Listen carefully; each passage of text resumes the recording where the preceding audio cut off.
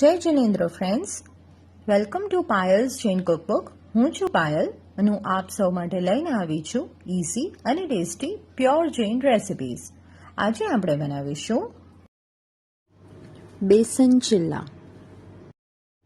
બેસન ચિલ્લા બનાવવા માટે આપણને અહીંયા જોઈશે 1.5 કપ ચણાનો લોટ. અહીંયા મેં લોટ ચાળીને લીધો છે જેથી ગાંગડા ના રહે. 1 કપ ટમેટો પ્યોરી.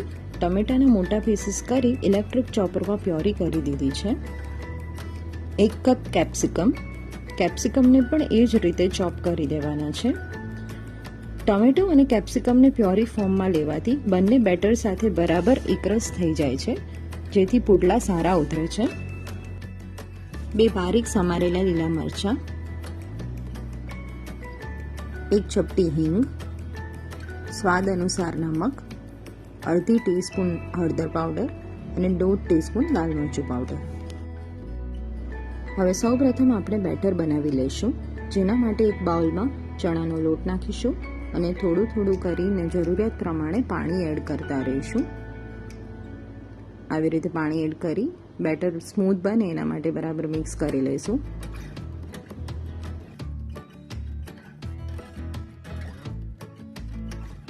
બેટર આપણે થોડું અહીંયા થીક રાખીશું.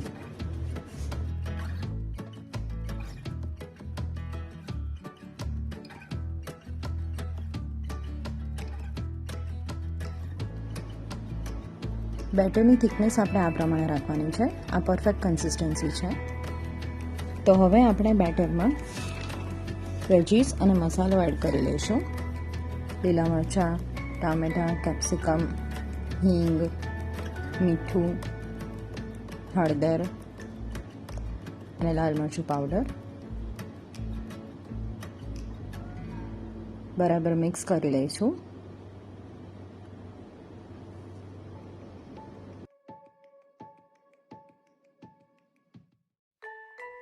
આપણું ફાઇનલ બેટર અહીંયા રેડી છે. તો હવે આપણે પુડલા ઉતારી લઈશું. ગરમ પેન પર આવી રીતે બેટર રેડી અને સ્પ્રેડ કરીશું. આપણે પુડલો થોડો થીક રાખવાનો છે. ગેસને મીડિયમ ટુ હાઈ ફ્લેમ પર રાખી અને એક સાઈડથી પુડલાને કૂક થવા દઈશું. આવી રીતે સાઇડ્સ પર તેલ રેડી દઈશું, જેથી પુડલો એકદમ ક્રિસ્પી બને.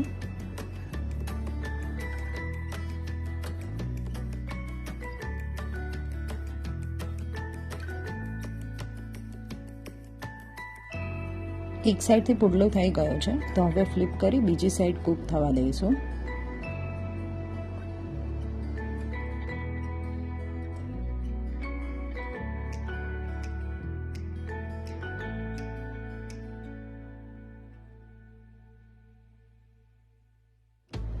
બીજી સાઈડથી પણ આપણો પુડલો કૂક થઈ ગયો છે, તો ફ્લિપ કરી હવે તવા પરથી ઉતારી લઈશું.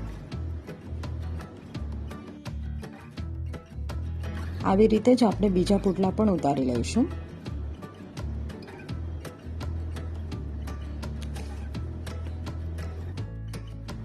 આપણા બંને બેસન ચીલા બનીને રેડી છે, તો હવે આપણે સર્વ કરી લઈશું.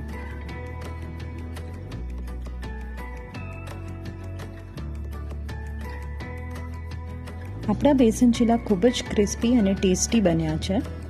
આ હેલ્ધી ડિશને તમે બ્રેકફાસ્ટ યા તો ડિનરમાં લઈ શકો છો.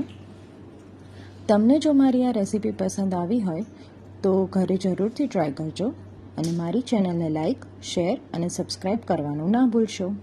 Thank you.